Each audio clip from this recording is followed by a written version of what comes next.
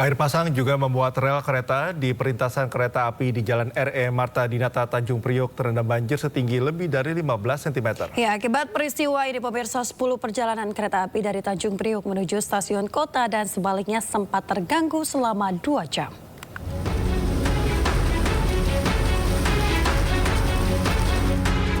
Air pasang atau rop yang melanda wilayah pesisir utara Jakarta turut berdampak kepada perjalanan kereta api. Sebanyak 10 perjalanan kereta api baik kedatangan maupun keberangkatan terganggu akibat rel kereta api yang terendam banjir rob setinggi lebih dari 15 cm. Lebih dari 2 jam perjalanan kereta dari stasiun Tanjung Priok menuju stasiun kota dan sebaliknya tertahan akibat banjir rob. Untuk saat ini udah normal. Tadi sempat namanya rop, air pasang laut. Sempat tertunda dan tertahan. Tertahan. Berapa jam Pak tertahannya? Kurang lebih 2 jam. Kemungkinan bisa 10 kereta Pak. 5 kedatangan dan 5 keberangkatan.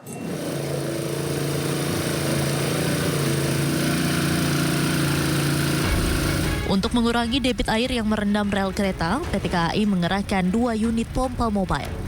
Saat ini kondisi air sudah mulai surut dan rel sudah bisa kembali dilintasi kereta. Dari Jakarta, Sofyan Firdaus, iNews melaporkan. Kita awali Sindo Today, pemirsa. Banjirop yang menggenangi kawasan Muara Karang, Jakarta Utara sudah surut sejak dini hari tadi. Jalan di sekitar Muara Karang kini sudah bisa dilalui oleh kendaraan.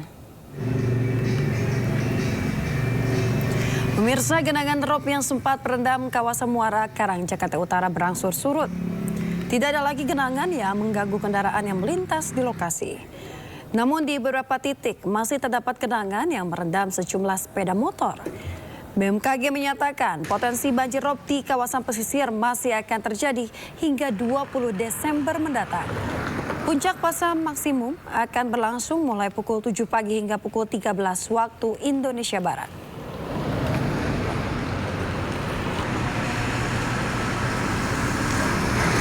Sebelumnya, pemirsa, banjirop membuat warga di permukiman padat kawasan Muara Angke, Penjaringan, Jakarta Utara harus dievakuasi ke tempat yang lebih aman. Ya, warga di pengungsian juga mulai terserang berbagai penyakit.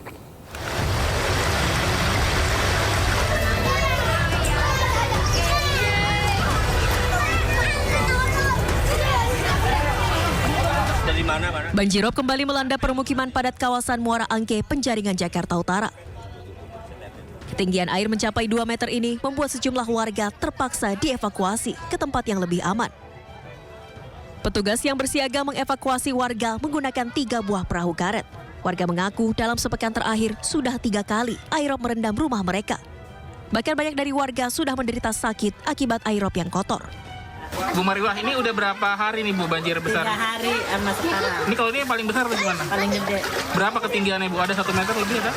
Ada kali ya 1 meter. Gatal-gatal, batuk-batuk. Batuk-batuk. Panas dingin kalau malam itu. Itu berarti kalau malam masih ada air apa gimana? Enggak, kalau malam nggak ada air sih, tapi kan Dingin. mungkin kedinginan dari siang nggak bisa istirahat terendam gini. Warga berharap pemerintah mengirimkan bantuan berupa selimut, makanan, dan minuman. Dari Jakarta, Sofyan Firdaus, iNews melaporkan. Tinggi ya Bu banjirnya Bu ya? Tinggi banjirnya. Netizen menggeruduk akun media sosial keluarga Dr. Lady Aurelia Pramesti pasca viral penganiayaan terhadap Dr. Koas Rumah Sakit Siti Fatimah, Palembang, Sumatera Selatan. Ya, tidak hanya itu pemirsa, netizen juga menyerbu media sosial Badan Pelaksanaan Jalan Nasional Kalimantan Barat, di mana orang tua Dr. Lady merupakan kepalanya. Kami sudah baik-baik.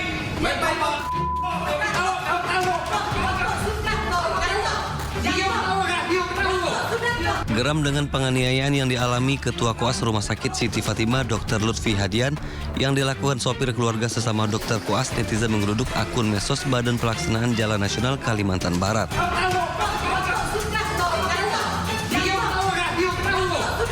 Pasalnya, Kepala BPJN Kalbar, Dedi Mandarsyah merupakan ayah Dr. Lady Aurelia yang sopirnya menganiaya Dr. Lutfi. Sementara ibunya Sri Melina merupakan seorang pengusaha yang memiliki butik di Palembang. Hingga Minggu malam hampir 3.000 komentar netizen membanjiri postingan BPJN Kalbar.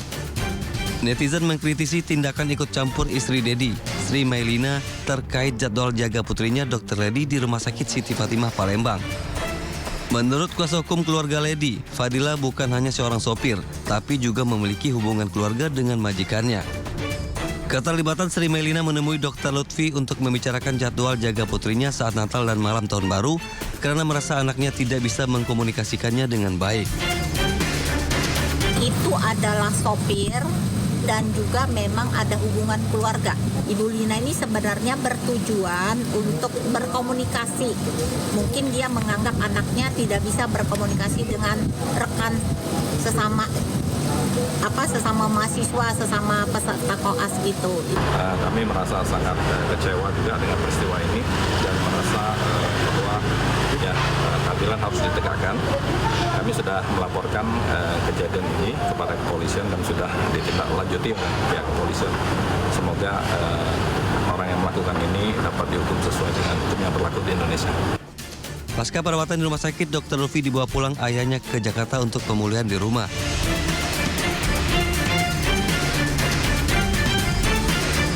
Dari Palembang, Sumatera Selatan, Firdaus Ainis melaporkan.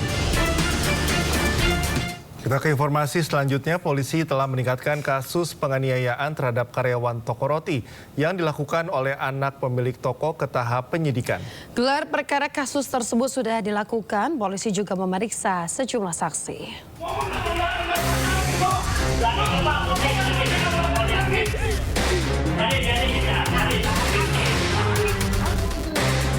Polisi telah meningkatkan kasus penganiayaan terhadap karyawan toko roti yang dilakukan oleh anak pemilik toko karena tidak mau mengantar makanan ke kamar pelaku ke tahap penyidikan. Kapolres Jakarta Timur, Kombes Nikolaus Lilipali menerangkan, gelar perkara kasus dugaan penganiayaan ini telah dilakukan awal bulan November lalu. Namun proses penyidikan membutuhkan waktu pengumpulan 2 alat bukti untuk mengambil langkah hukum dan menahan pelaku. Dan perkara tersebut saat ini sudah dinaikkan ke tahap penyidikan hasil gelar perkara. Jadi setelah dinaikkan tahap penyidikan inilah, maka kami akan melakukan langkah-langkah lanjutan dan apabila alat bukti, minimal 2 alat bukti sudah terkumpul, maka kami akan melakukan upaya paksa terhadap pelaku itu sendiri. Kami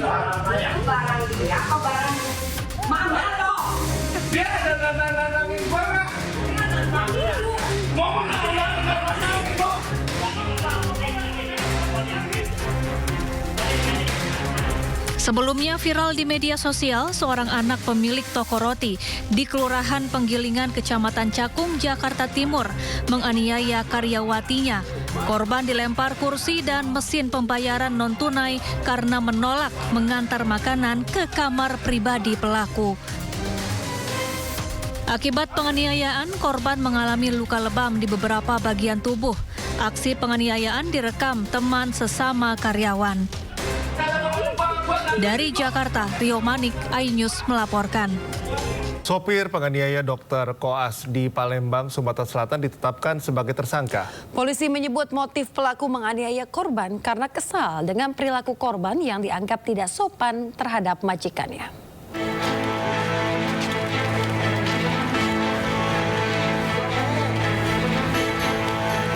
Direktorat Reserse Kriminal Umum Polda Sumatera Selatan menetapkan Fadila alias Datuk sebagai tersangka penganiayaan terhadap Lutfi, seorang dokter koas Rumah Sakit Siti Fatimah Palembang. Fadila merupakan sopir keluarga L, mahasiswi Fakultas Kedokteran Universitas Sriwijaya yang menjadi pemicu kekerasan. Kepada polisi, pelaku mengaku menganiaya korban lantaran terpancing emosi dengan perilaku korban yang dianggap tidak sopan terhadap majikannya. Motifnya adalah karena pelaku kesal melihat korban seperti tidak respon terhadap ibu teman korban yang bernama, saya inisial, Ibu SM. Ya, ini ibu dari teman korban yang bernama LD. Sehingga pelaku emosi dan langsung melakukan penganiayaan.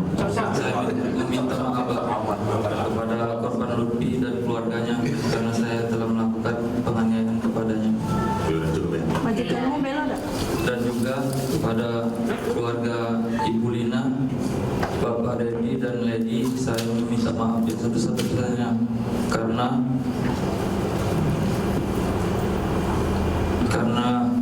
masalah ini mereka terkena imbasnya dari perbuatan saya, Pak.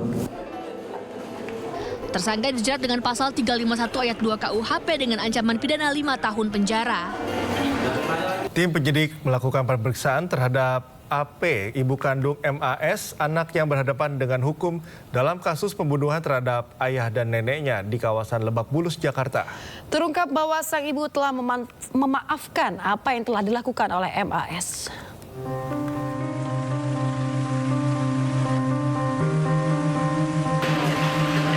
Penyidik Perlindungan Perempuan dan Anak Polres Metro Jakarta Selatan telah melakukan pemeriksaan tambahan terhadap AP, ibu pelaku anak yang berhadapan dengan hukum. Perbuatan MAS, remaja 14 tahun yang menganiaya ayah dan neneknya hingga tewas serta melukai ibunya telah sepenuhnya dimaafkan oleh AP. Selain itu, AP juga meminta keringanan hukuman terhadap anaknya. Ya, jadi manusiawi ya, Mas. Jadi kemarin itu juga dia masih tertekan atau masih psikisnya masih shock ya. Masih setiap diperiksa juga dia nangis. Sudah ketemu dengan anaknya belum? Sebelumnya, aksi penganiayaan yang dilakukan MAS terjadi pada 30 November lalu di rumahnya di kawasan Lebak Bulus, Cilandak, Jakarta Selatan. Dua orang tewas adalah sang ayah APW, 40 tahun, dan neneknya RM, 69 tahun. Sementara ibu pelaku AP mengalami luka tusuk. Usai dilakukan gelar perkara, MAS ditetapkan sebagai tersangka atau anak yang berhadapan dengan hukum. Kini polisi masih menunggu hasil pemeriksaan dari Asosiasi Psikologi Forensik untuk mengungkap motif pembunuhan tersebut. Dari Jakarta, Dan Helmi Sajangbati, iNews melaporkan. Komplotan terduga pelaku penipuan pembeli emas dengan modus cash on delivery atau COD ditangkap jajaran Subdit Resmob Ditreskrimum Polda Metro Jaya. Para pelaku ditangkap di sebuah rumah kontrakan di kawasan Kampung Bahari, Tanjung Priok, Jakarta Utara.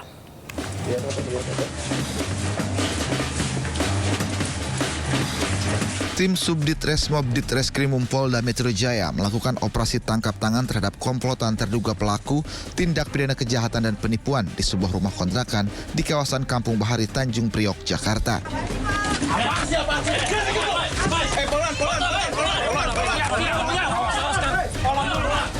Saat petugas datang, para terduga pelaku tengah beristirahat dan tidak berkutik saat ditangkap. Terduga pelaku adalah dua wanita berinisial U dan EG dan seorang pria berinisial BS. Para terduga pelaku dibawa ke Mapolda Metro Jaya berikut barang bukti yang diamankan dari lokasi. Dari hasil penyelidikan sementara, para pelaku merupakan komplotan tindak pidana kejahatan dan penipuan pembelian emas logam mulia dengan modus cash on delivery atau COD melalui media sosial. Saat melancarkan aksinya, para pelaku juga membawa senjata tajam dan senjata api untuk menodong korban apabila barang yang mereka incar tidak diberikan pada saat COD di sejumlah wilayah. Untuk memperdalam kasus ini, tim penyidik masih melakukan serangkaian penyelidikan terkait kasus tersebut dan kemungkinan adanya pelaku lain. Dari Jakarta, Rizky Falofi, iNews melaporkan. Crazy Rich Surabaya, Budi Said dituntut 16 tahun penjara dan denda 1 miliar rupiah dalam kasus korupsi jual beli 1,1 ton emas antam. Nilai kerugian negara ditaksir mencapai 1,1 triliun rupiah.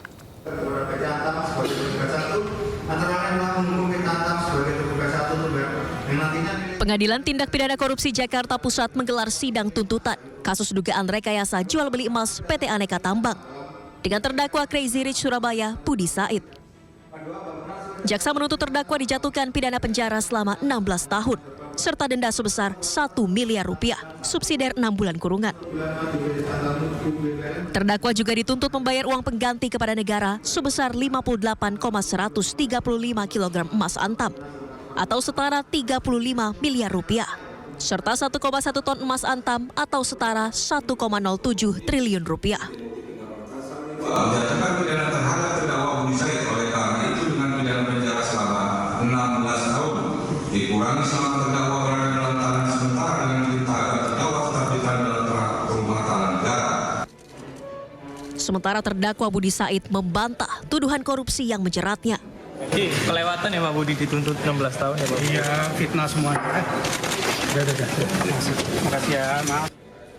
Sebelumnya Budi Said didakwa melakukan korupsi dengan menerima selisih emas antam sebesar 58,13 kg atau senilai 35,07 miliar rupiah yang merugikan negara hingga 1,1 triliun rupiah. Dari Jakarta, Rani Sanjaya, iNews melaporkan. Pemirsa, bus akap syarat penumpang terguling mengakibatkan kemacetan panjang di ruas tol Kanci Pejagan wilayah Cirebon, Jawa Barat. Sopir bus diduga hilang kendali setelah bus menghindari mobil yang berhenti mendadak di lokasi perbaikan jalan.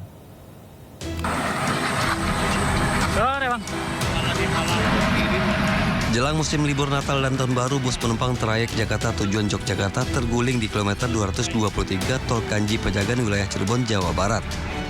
Akibatnya sejumlah penumpang luka ringan. Kecelakaan diduga akibat pengemudi bus kurang mengantisipasi kondisi jalan. Pengemudi hilang kendali saat menghindari tabrakan dengan mobil di depannya yang berhenti mendadak akibat perbaikan jalan. Sebelah kiri sama kanan, sebelah kiri ambil kanan, rem dada. Terus yang kanan ini juga rem dada. Sama-sama mau sampai ke Sarmara. Saya dari belakang ya masih kurang lebih masih 100 meter. Terus rem saya nggak nyampe. Ya udah saya rem sampai remnya itu udah bunyi nyit gitu lah. Setelah itu sampai tuh saya banting kiri.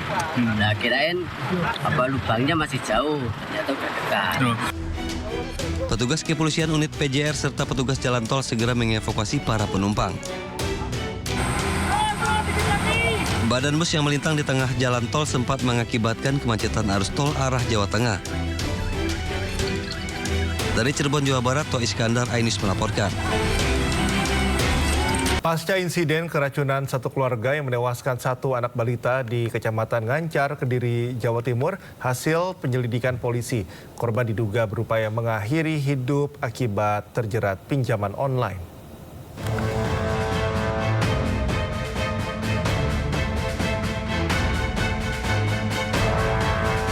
Polisi masih menyelidiki peristiwa satu keluarga keracunan hingga mengakibatkan satu orang balita meninggal dunia di Desa Manggis, Kecamatan Ngancar, Kabupaten Kediri, Jawa Timur.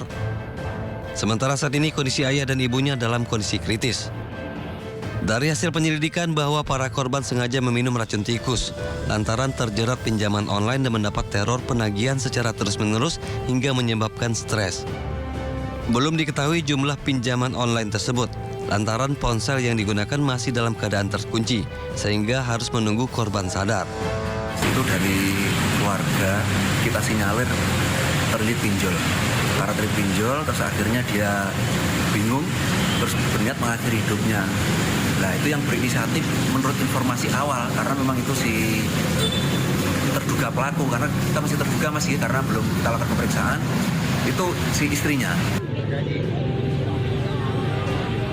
Sebelumnya, video amatir warga merekam saat anggota polisi mengevakuasi seorang balita yang tewas diduga akibat keracunan di Desa Manggis, Kecamatan Ngancar, Kabupaten Kediri, Jawa Timur. Ketiga korban diduga keracunan usai menenggak racun tikus. Penemuan berawal dari salah seorang anak korban menelpon kerabatnya. Dari Kabupaten Kediri, Jawa Timur, Afnan Subagio, iNews melaporkan. Satu keluarga di Kampung Poncol, Cirende, Ciputa Timur, Tangerang Selatan, Banten tewas mengenaskan. Diduga para korban tewas bunuh diri akibat terjerat pinjaman online.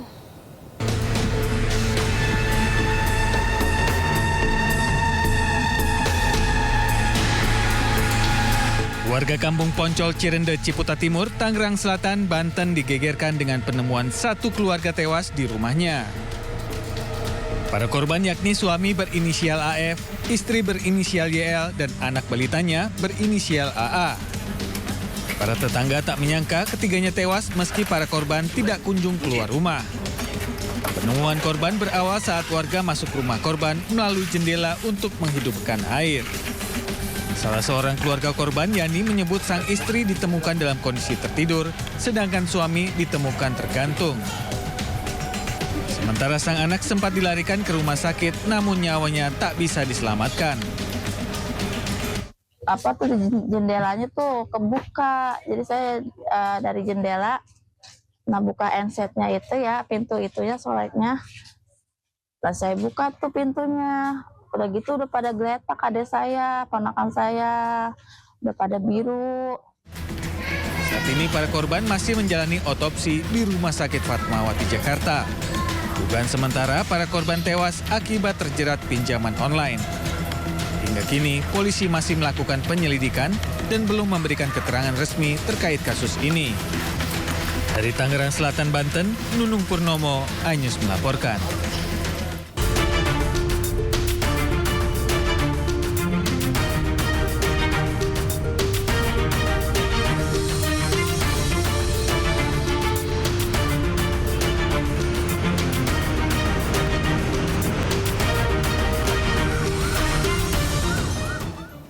Pemirsa, selanjutnya kami akan ajak Anda mengetahui pantauan lalu lintas hari ini di sejumlah wilayah melalui pantauan CCTV Korlantas Polri. Kita akan bergabung dengan Brigadir Cici Yulia Yarangga dari studio NTMC Polri. Halo Brigadir Cici, bagaimana pantauan arus lalu lintas di sejumlah titik di wilayah Indonesia melalui pantauan CCTV? Terima kasih Cikal dan Yasmin. Dan pemirsa, mari kita pantau bersama perkembangan arus lalu lintas pagi hari ini. Dan yang pertama saya akan mengajak pemirsa melihat bagaimana perkembangan arus lalu lintas dari kawasan Simpang Pancoran, Jakarta Selatan. Terpantau pagi ini kondisi arus lalu lintas dari Pasar Minggu yang akan menuju ke arah Semanggi ataupun ke arah Manggarai terbilang cukup ramai dan lancar, dan terlihat juga dari arah Semanggi yang akan menuju ke arah Pasar Minggu ataupun ke arah Depok juga hingga saat ini masih dalam keadaan ramai dan lancar. Terjadi perlambatan kecepatan kendaraan menjelang masuknya antrian traffic light, namun selepasnya para pengendara yang melintas di kawasan ini masih melaju dengan kecepatan yang cukup normal. Kami menghimbau bagi para pengendara untuk tetap mematuhi rambu lalu lintas serta mengikuti arahan dan petunjuk dari rekan-rekan kami yang saat ini sedang bertugas di lapangan. Selanjutnya kita akan beralih ke kawasan Simpang Cempaka Putih, Coca-Cola, Jakarta Timur. Arus lalu lintas dari arah Cempaka Putih yang akan menuju ke arah Pulau Gadung ataupun ke arah Tanjung Priuk terlihat hingga saat ini terjadi perpadatan kendaraan di mana adanya antrian traffic light yang cukup memanjang sekitar 200 hingga 300 meter ke belakang. Namun sampai dengan saat ini kendaraan-kendaraan yang melintas dari arah sebaliknya juga terbilang cukup ramai dan lancar. Kami mengucapkan terima kasih bagi para pengendara, khususnya bagi para pengendara sepeda motor yang sudah berhenti di belakang garis stop demi memberikan kesempatan bagi para pejalan kaki yang menggunakan sarana penyeberangan. Dan berikutnya kita akan beralih ke kawasan Simpang Maya, Tegal, Jawa Tengah. Untuk kondisi arus lalu lintas dari arah Jakarta yang akan menuju ke arah Semarang terpantau dalam keadaan relatif lancar. Terlihat adanya antrian traffic light dari arah Slawi yang akan menuju ke arah Semarang ataupun ke arah Tegal Kota. Namun selepasnya kendaraan-kendaraan ini masih didominasi oleh kendaraan lokal, dan juga terlihat dari pantauan kami bahwa kendaraan yang melintas masih melaju dengan kecepatan di kisaran 45 km per jamnya. Dihimbau bagi para pengendara untuk tetap berhati-hati dan antisipasi adanya pertemuan arus lalu lintas pada sekitaran kawasan ini. Dan terakhir pemirsa, kita akan beralih ke kawasan Mall Citowaru, Surabaya, Jawa Timur. Untuk arus lalu lintas dari arah Sidoarjo yang akan menuju ke arah Surabaya melalui Jalan Ahmad Yani, hingga saat ini masih dalam keadaan ramai dan lancar.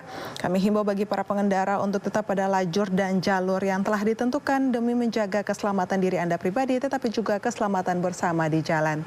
Dan pemirsa, perlu kami informasikan juga bahwa berdasarkan data RSMS Korlantas Polri yang kami terima selama 1x24 jam di seluruh Indonesia, telah terjadi sebanyak 221 kasus laka lantas dengan rincian 15 meninggal dunia, 26 luka berat, dan 250 luka ringan. Dari 221 kasus laka lantas tersebut, 64% terjadi pada siang hari. Untuk itu dihimbau bagi para pengendara agar tetap berkonsentrasi saat mengemudi untuk menjaga keamanan dan keselamatan bersama di jalan. Bagi pemirsa yang ingin mengupdate terus bagaimana perkembangan arus lalu lintas, kami siap melayani Anda. Silakan hubungi call center kami di 1-500-669 maupun melalui SMS Center di 9119. Demikian Cikal dan Yasmin yang dapat kami bagikan langsung dari studio NTMC Polri, dan silakan kembali ke Anda. Baik, terima kasih Brigadir Cici Yarangga atas laporannya. Selamat bertugas kembali dan salam presisi.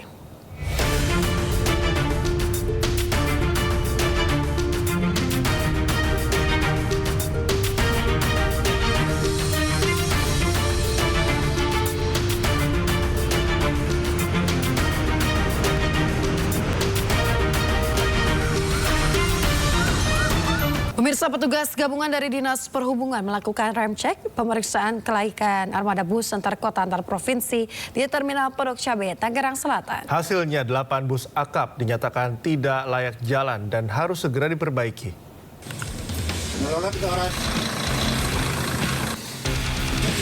Satu persatu bis antar kota antar provinsi di Terminal Pondok Cabe, Tangerang Selatan diperiksa petugas gabungan Dinas Perhubungan.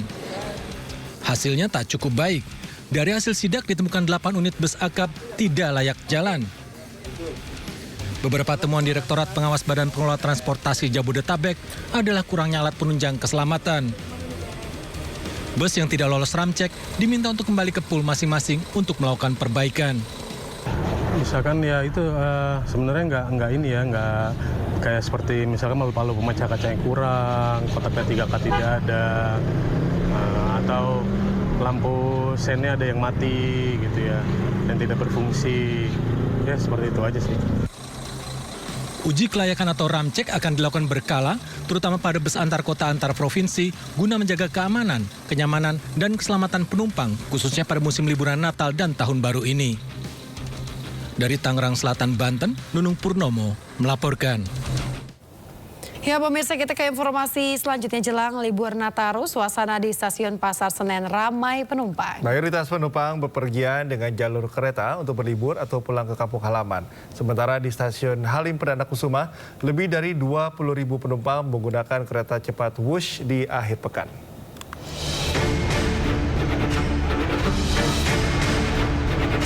Menjelang libur Natal dan Tahun Baru, terpantau stasiun Pasar Senen mulai ramai penumpang. Masa angkutan Natal dan Tahun Baru rencananya akan berlangsung selama 18 hari, mulai dari tanggal 19 Desember 2024 hingga 5 Januari 2025. Hingga Sabtu kemarin masih terdapat lebih dari 400.000 tiket yang disediakan PT KAI dari jumlah total 750.000 tiket untuk para penumpang di masa libur Nataru. Para penumpang mayoritas memiliki tujuan untuk berlibur atau pulang ke kampung halaman masing-masing. Mau ke Purwokerto, mau pulang kebetulan. Ya mungkin kan karena keluarga di sana, mungkin acara kumpul-kumpul keluarga besar aja gitu. PT KAI Daob 1 Jakarta juga menyiapkan penambahan operasional sebanyak 17 kereta api dan 306 perjalanan untuk mengantisipasi lonjakan penumpang pada masa libur Nataru. Dari Jakarta, Hamzah Hasibuan, Damar Wicaksono, iNews melaporkan.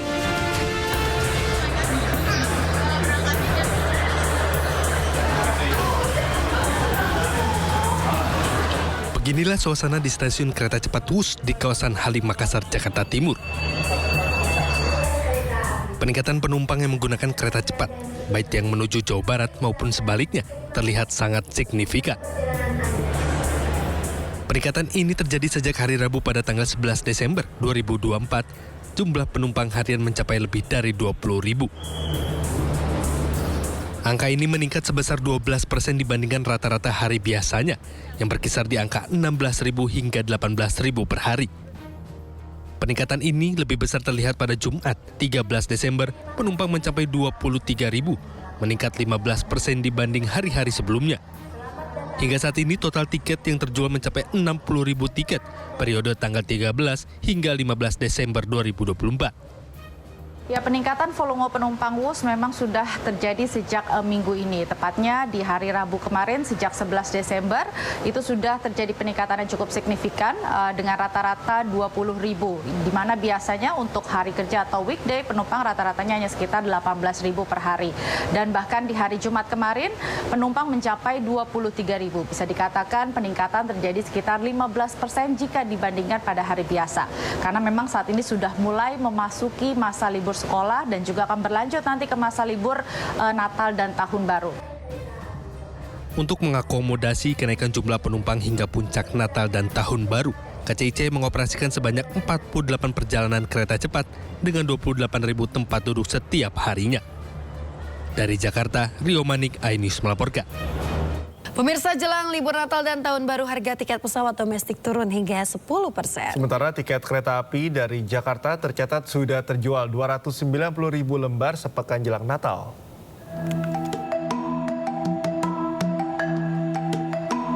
Selain harga tiket pesawat yang turun hingga 10%, Passenger Service Charge (PSC) atau tarif jasa ke bandar udaraan juga turun hingga 50%.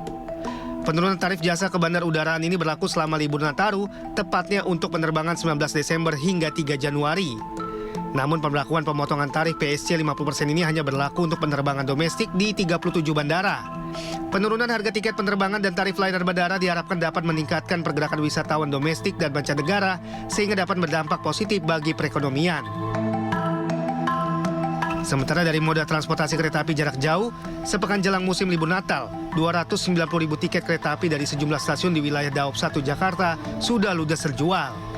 Tapi jangan khawatir, karena PT KAI Daop 1 Jakarta memastikan masih ada 61% tempat duduk yang bisa dipesan calon penumpang yang hendak berpergian pada libur panjang Natal dan Tahun Baru. Sementara itu, untuk mengantisipasi cuaca ekstrim seperti hujan lebat yang dapat mengganggu perjalanan kereta api, PT KAI Daop 1 Jakarta telah melakukan pemeriksaan sarana dan prasarana seperti jembatan hingga menambah petugas untuk melakukan pemantauan dan melakukan tindakan langsung apabila dibutuhkan. Dari Jakarta, Tim Liputan melaporkan. Pemirsa, jelang musim libur Natal dan Tahun Baru, pemerintah melakukan sejumlah persiapan antisipasi kepadatan lalu lintas dan juga penumpang. Dan berikut keterangan lengkap dari PLT Dirjen Perhubungan Darat Kemenhub, Ahmad Yani. Kita juga punya posko-posko di setiap BPTD. Kemudian posko pusat kita ada di Mataram. Kemudian posko di lapangan kita ada 2, ada di Kali Kangkung dan di Grem. Kemudian setiap terminal juga menjadi bagian posko kita. Kemudian di samping itu kita juga ada rekan-rekan yang mobile. Ya, jadi kita sangat banyak cukup untuk mengawal. Pemirsa, pemerintah melalui Kementerian Koordinator Bidang Perekonomian akan memberikan pengumuman terkait kebijakan pajak pertambahan nilai atau PPN 12% hari ini. Sebelumnya, pajak pertambahan nilai dipastikan akan tetap naik menjadi 12% pada 1 Januari 2025, namun hanya dikenakan kepada barang mewah. Sekretaris Kemenko Perekonomian memastikan kebijakan tersebut nantinya tidak bertabrakan dengan kebijakan insentif yang sebelumnya diberikan pemerintah melalui insentif PPN DTP hingga PPNBM. Pemerintah memastikan tetap mengenakan kenaikan PPN 12% tahun depan hanya bagi produk barang mewah. Namun pemerintah dianggap gamang atas keputusan tersebut mengingat sebelumnya pemerintah telah memperpanjang insentif atas barang mewah melalui kebijakan insentif PPN ditanggung pemerintah hingga insentif pajak penjualan barang mewah atau PPNBM. Atas situasi tersebut, Sekretaris Kemenko Perekonomian Susi Wiono Mugiarso menjelaskan bahwa pemberian insentif PPN DTP dan PPNBM bukan ditujukan untuk mengantisipasi kenaikan PPN 12%. Namun lebih kepada untuk menaikkan perekonomian melalui stimulus kepada sektor perumahan hingga otomotif pada kuartal keempat tahun ini hingga tahun depan. Dengan demikian, dua kebijakan berbeda tersebut dilakukan untuk menciptakan dampak berbeda di perekonomian. Artinya pengecualian kan di level PPN selama ini kan juga sudah ada. Hanya berarti kan Bapak Presiden minta Menteri Keuangan yang supaya ngatur pengecualian. Pengecualian jadi lebih sempit. Berarti kan revisi PP itu. Ya, nggak ngerti teknisnya di Kementerian DJP seperti apa. Tapi kira-kira polisinya seperti itu. Kalau insentif fiskal kan tidak. Ya ada kaitannya dengan itu, tapi tidak semata-mata merespon itu kan, tapi lebih untuk kita jaga pertumbuhan buat demokrasi, persiapan untuk pertumbuhan buat bisa di tahun depan supaya sektor-sektornya kan yang memang berkontribusi besar terhadap. Presiden Prabowo Subianto sebelumnya juga telah memastikan kenaikan PPN hanya akan diterapkan pada barang mewah. Nantinya peraturan teknis pengenaan PPN tersebut akan ditindaklanjuti Menteri Keuangan yang akan menerbitkan aturan teknis.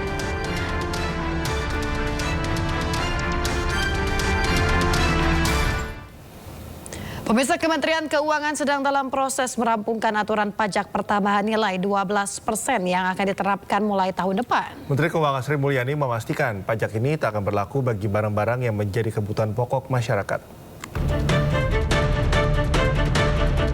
Kementerian Keuangan terus mengkalibrasi kebijakan perpajakan termasuk pengenaan PPN 12% untuk barang mewah. Menteri Keuangan Sri Mulyani Indrawati menjelaskan bahwa pihaknya telah masuk tahap finalisasi untuk implementasi tarif PPN 12%. Namun pemerintah memastikan kebijakan PPN tetap akan mengedepankan asas keadilan, sehingga pengecualian terhadap produk bahan pangan pokok, jasa pendidikan, hingga kesehatan akan tetap diterapkan tahun depan. Sri Mulyani memperkirakan potensi PPN 12% yang tidak dipungut sekitar 265,6 triliun rupiah, sehingga kebijakan PPN akan tetap mempertimbangkan dampak terhadap daya beli masyarakat, pertumbuhan ekonomi, serta kesehatan APBN. Jasa tenaga kerja, jasa keuangan, jasa asuransi, buku, vaksin polio, rumah sederhana, sangat sederhana, rusunami, listrik, air, itu semuanya PPN-nya adalah 0%. Jadi kalau kita perkirakan tahun depan pembebasan PPN itu akan mencapai 265,6 triliun rupiah. Kemenkyu memastikan pihaknya terus mendengarkan aspirasi dari seluruh pemangku kepentingan. Namun Kemenkyu juga harus menjaga kesehatan fiskal agar program pembangunan tetap berjalan. Selain itu, nantinya paket kebijakan perpajakan akan diumumkan bersama dengan Kemenko Perekonomian.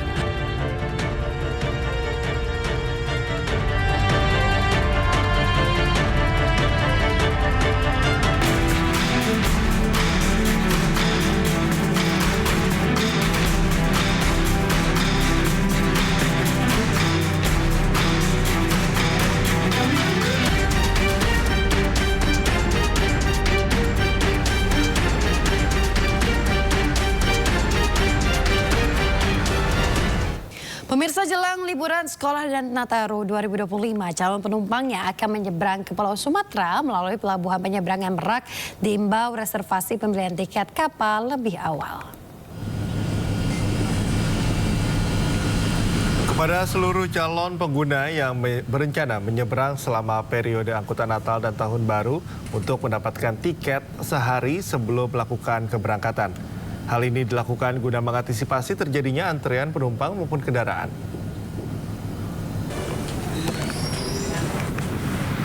Sementara itu, pemirsa, untuk mengantisipasi lonjakan pemudik, Pelabuhan Penyeberangan PT ASDP Indonesia Ferry Ketapang Banyuwangi, Jawa Timur menyiapkan sebanyak 57 kapal feri untuk melayani penyeberangan dari dan menuju Pelabuhan Gilimanuk, Jembrana, Bali pada musim libur Natal 2024 dan Tahun Baru 2025. Sebanyak 16 dermaga masing-masing di Pelabuhan Ketapang dan Gilimanuk juga siap dioperasikan.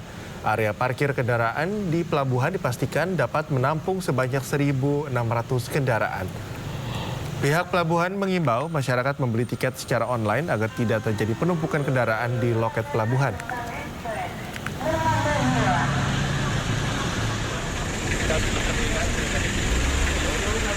Pemirsa, 110 juta perjalanan mudik angkutan darat diprediksi akan terjadi di masa liburan Natal dan Tahun Baru atau Nataru 2024. Gelombang puncak arus mudik Nataru bahkan diprediksi terjadi 2 kali.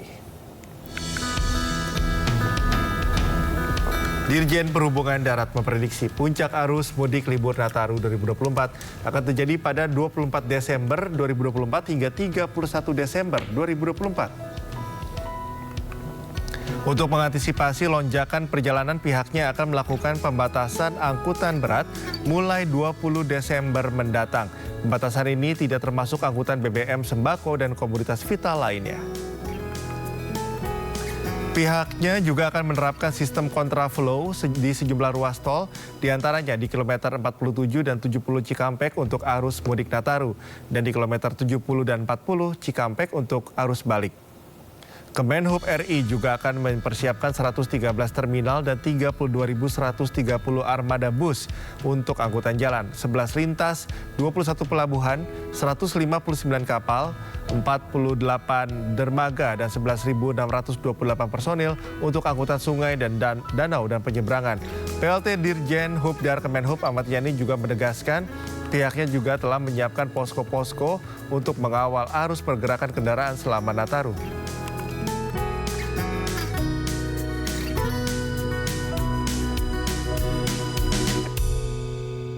Terima kasih Anda masih bersama kami di Sindo Today. Pemirsa, Opsen Pajak Kendaraan Bermotor atau PKB dan Bea Balik Nama Kendaraan Bermotor atau BBNKB akan naik per 5 Juli 2025 atau 5 Januari 2025. Ya, besaran pokok PKB dan BBNKB yang terutang dihitung dengan cara mengalihkan tarif pajak sebesar 66%.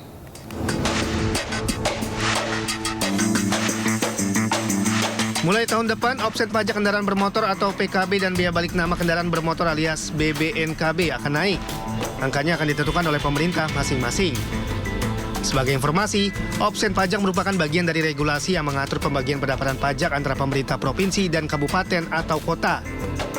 Hal tersebut berdasarkan pasal 83 Undang-Undang Hubungan Keuangan antara pemerintah pusat dan pemerintah daerah. Merujuk pasal 16 dan 17 Peraturan Pemerintah Nomor 35 Tahun 2023, dasar pengenaan opsen pajak kendaraan bermotor dan bea balik nama kendaraan bermotor, yakni PKB dan BBNKB terutang. Besaran pokok PKB dan BBNKB yang terutang dihitung dengan cara mengalihkan tarif pajak sebesar 66%. Aturan berlaku 3 tahun kemudian atau efektif per 5 Januari 2025. Meski begitu, opsen pajak ini tidak terlalu berlaku di Jakarta. Melansir Okezon.com yang dikutip dari Badan Pendapatan Daerah DKI Jakarta, di Jakarta tidak ada pungutan opsen pajak PKB. Hal ini juga mengacu pada kondisi wilayah Jakarta yang tidak memiliki kabupaten, sehingga PKB hanya dipungut oleh provinsi. Sementara di Jakarta akan diberlakukan tarif baru untuk pajak progresif pada Januari 2025. Pemirsa, sebagai rangkaian perayaan peringatan 75 tahun hubungan bilateral antara Indonesia dan Amerika Serikat, Kedutaan Besar Amerika menggelar konser musik dan juga pameran bertajuk USA in JKT. Acara ini sekaligus menjadi puncak perayaan dari berbagai rangkaian kegiatan yang telah dilaksanakan sejak Januari 2024 lalu.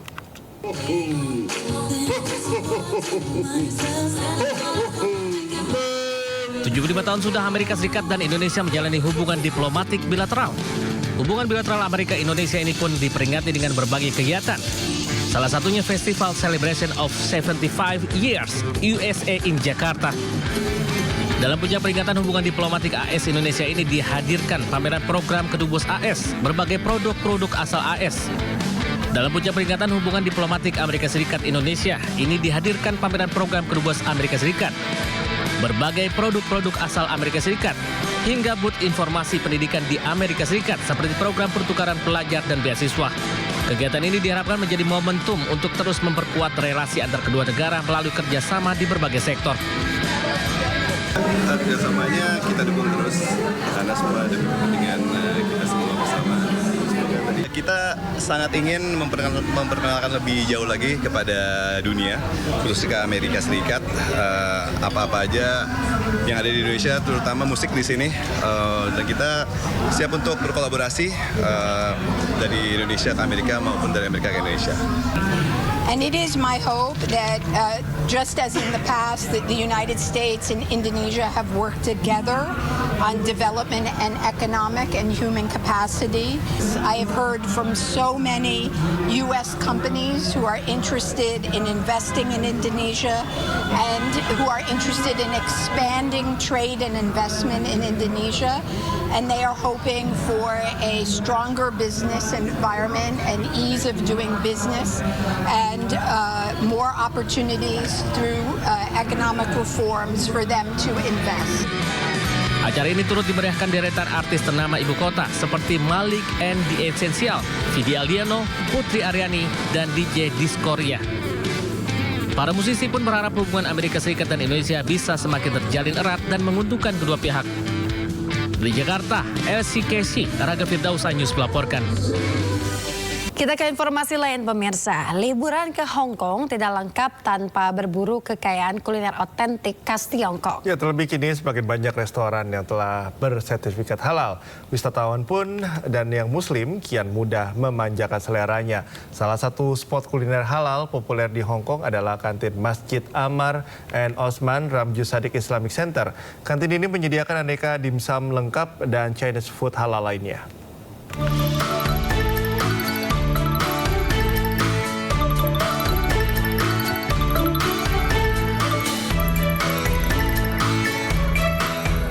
Di kantin ini ada lebih dari 80 menu Chinese food murah meriah. Namun yang jadi menu utamanya adalah aneka dimsum, baik dikukus maupun digoreng. Mulai dumpling, siomay, lumpia, hakau, mantau, bakpao, wonton, pangsit, spring roll, hingga bakso dan samosa. Untuk satu porsi dimsum dibanderol mulai $18 Hong Kong atau sekitar 30 ribuan rupiah. Cukup ramah di kantong, bukan? Tersedia pula aneka sup seperti sup ayam, sup sapi, sup jagung, sup seafood dengan harga mulai $16 Hong Kong tergantung porsi. Ada porsi standar, ada porsi besar. Tersedia juga aneka kari seperti kari ikan file, kari domba, kari ayam hingga kari sapi. Sedap sangat, rasa cukup rasa berbagai. Ada nasi, ada ayam, sayur like lengkap, Chinese food, and then Melayu, rasa dia sangat sesuai dengan tegak kita, kemudian rasa, masin, manis, semua cukup. Sajian andalan lain di sini adalah aneka seafood, mie, tahu, juga beragam menu olahan ayam dan daging sapi. Tapi tetap saja menu terlaris di sini adalah dimsum. For the dim sum is the shrimp dumplings and also the siomai. For our fried dishes, it will be a flat noodle, pan-fried flat noodle with fish. This one is a traditional Guangdong style dishes, which is hor fun. This noodle is quite famous in this region. Ya, selain muslim lokal Hong Kong dan wisatawan, kantin ini juga langganan para pekerja asal Indonesia di Hong Kong. Especially for these 2 years. For these 2 years? Yes. After the COVID, many tourists are coming back. We also have some workers, Indonesian workers working in Hong Kong. So they also come here on Sunday. Kantin halal di Hong Kong ini buka dari pukul 9.00 hingga pukul 20.00. Kalau ke sini, siapkan uang tunai, karena kantin ini tidak menerima pembayaran secara debit maupun kartu kredit. Dari Hong Kong, Armidian Kurniawan, iNews melaporkan. Pemirsa, Timnas eFootball Indonesia pulang ke tanah air setelah berhasil meraih gelar juara dunia FIFA I 2024 untuk kategori konsol di Riyadh, Arab Saudi. Usai meraih juara, para pemain dan pelatih tiba di Indonesia melalui Bandara Internasional Soekarno-Hatta. Nantinya mereka dijadwalkan bertemu Ketua Umum PSSI Erick Thohir.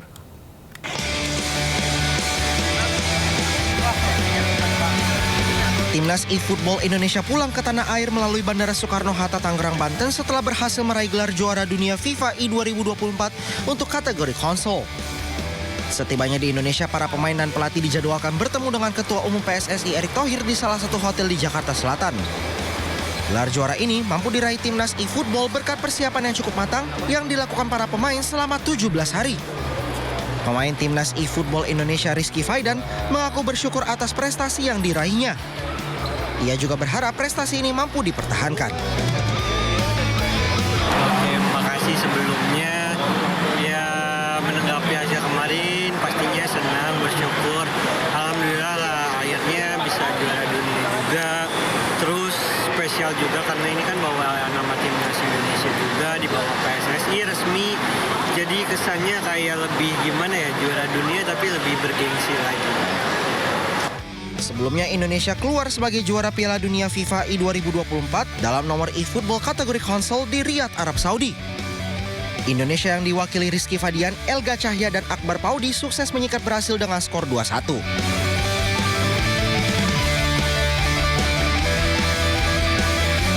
Ini juga merupakan gelar kedua Indonesia di Piala Dunia FIFA I 2024 setelah sempat menjuarai di kategori Football Manager.